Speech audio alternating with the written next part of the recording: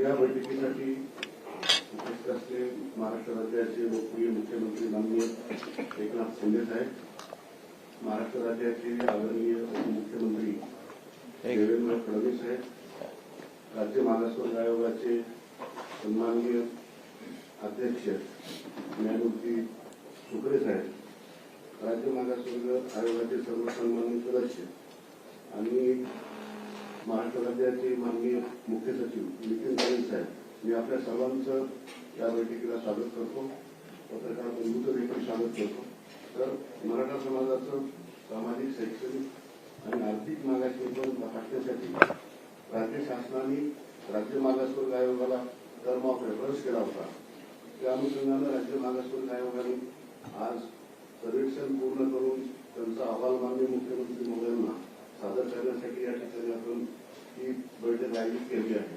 तरी मी तर एसपी सुत्रे सरांना विनंती करतो की आपण आता जो आपण आहे तो माननीय मुख्यमंत्री महोदयांना करावा.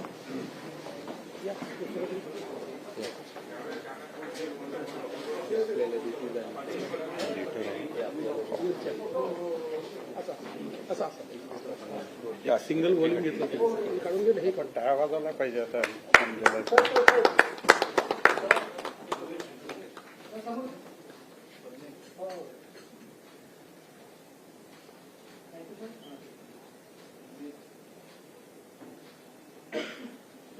चला धन्यवाद.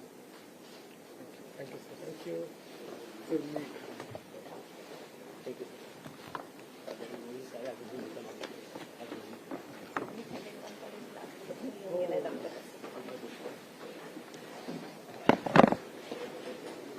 सीएम सरांना सरांनी मनोगत व्यक्त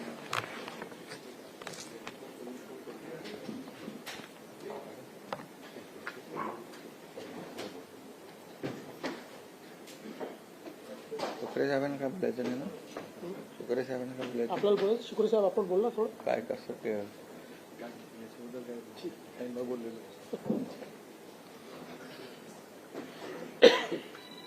आजच्या अतिशय महत्त्वपूर्ण बैठकीला उपस्थित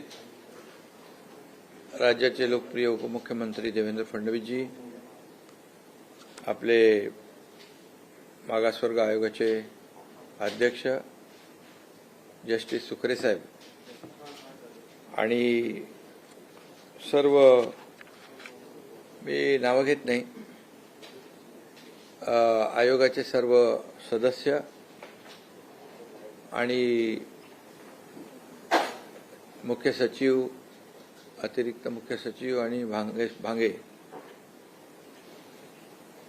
सर्वप्रथम मी सगळ्यांना आपल्याला मनापासून धन्यवाद देतो. आपल्या सगळ्यांचे आभारही मानतो. याचं कारण एवढ्या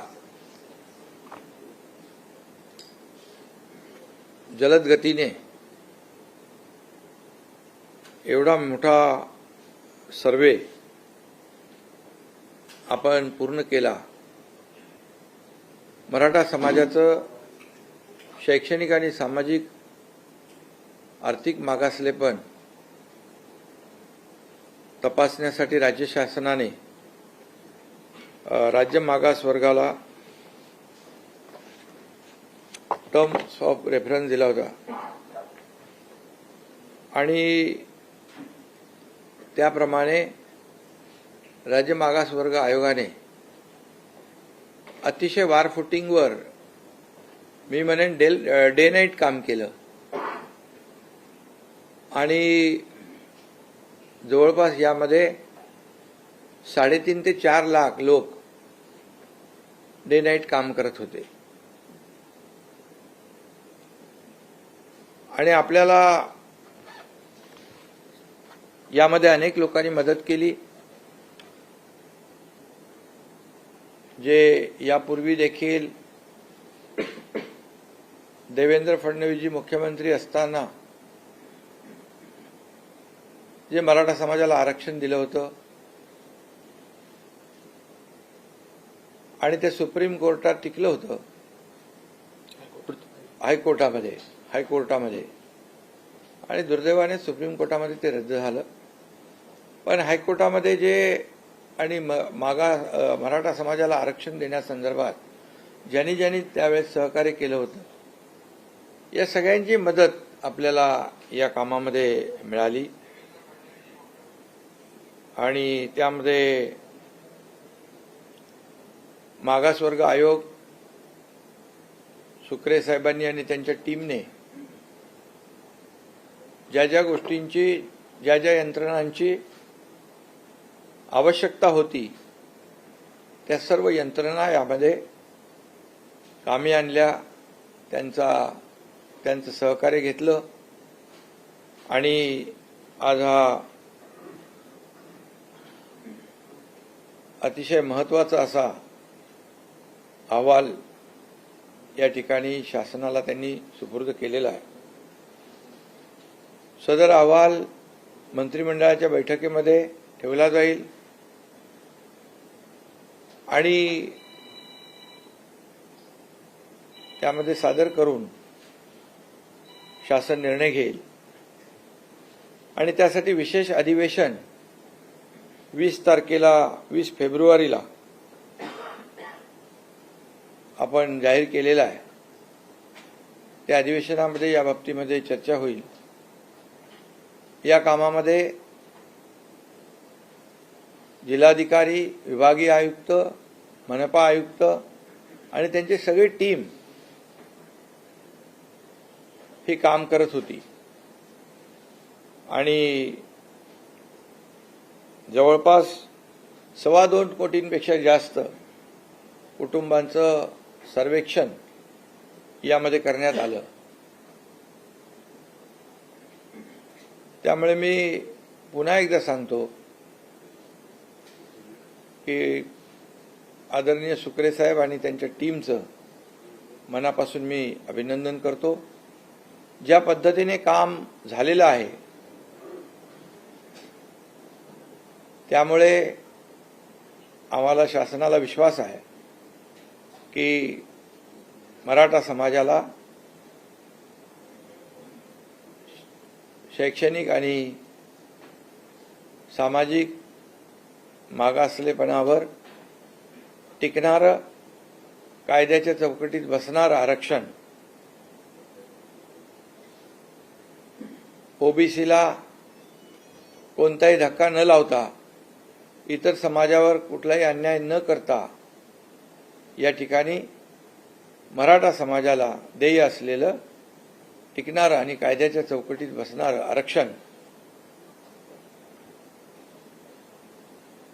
देता येईल, मिळेल असा विश्वास आम्हाला वाटतोय.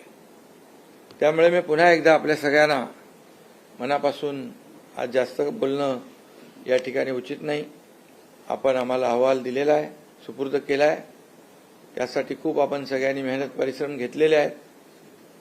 आणि त्यामुळे मी पुन्हा एकदा शासनाच्या वतीने मनापासून आपल्याला धन्यवाद देतो.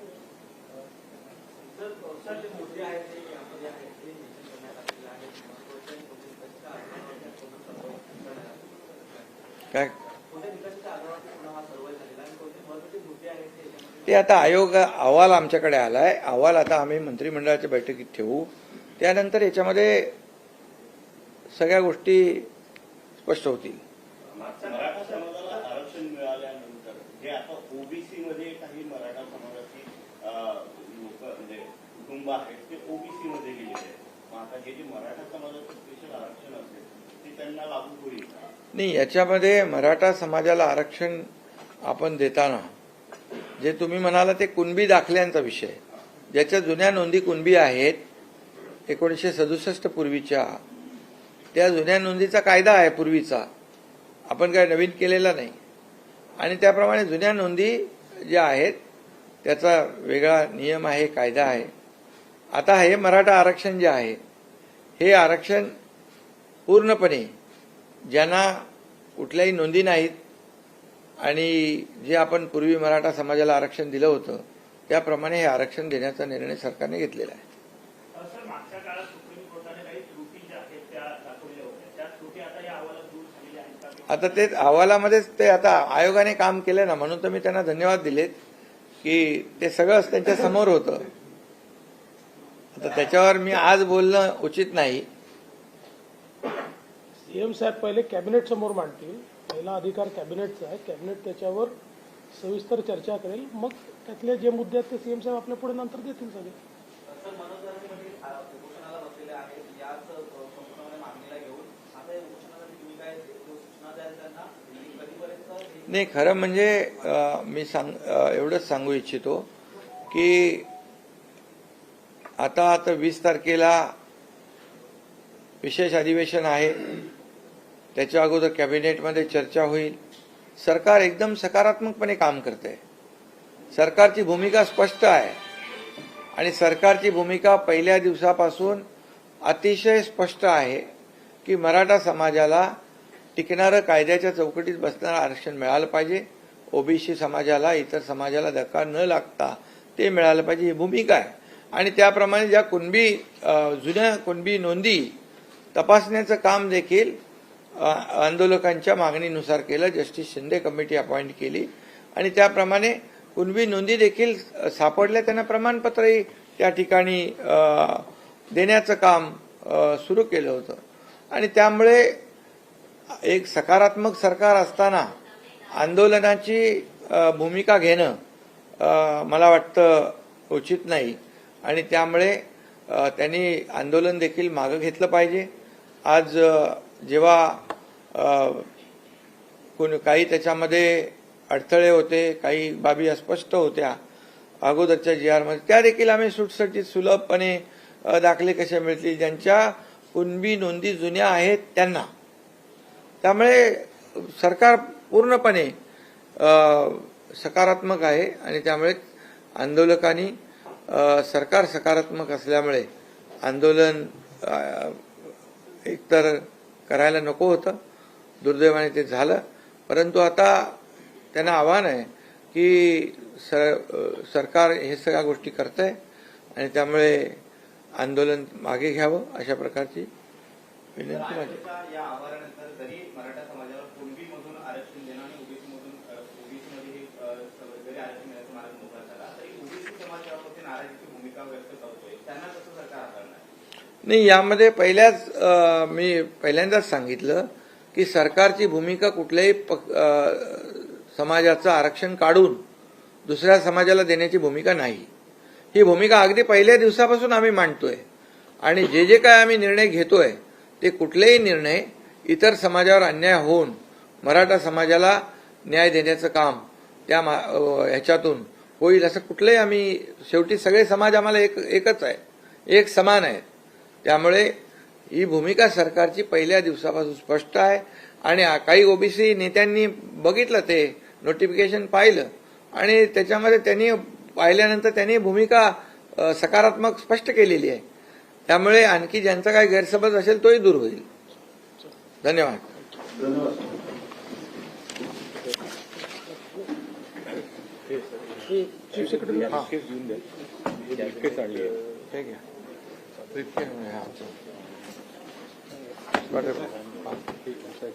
हो करेक्ट आहे.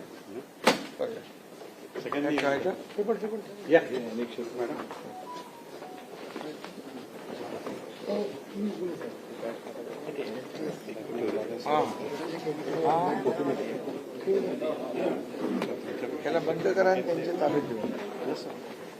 उलट करा. उलट उलट हे असं करा.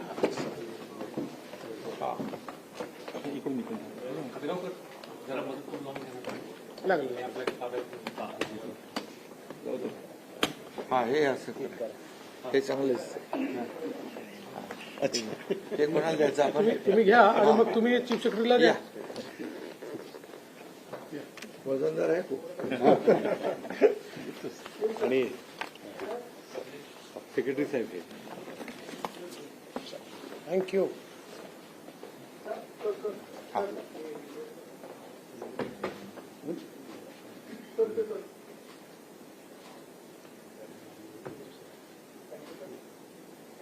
चला.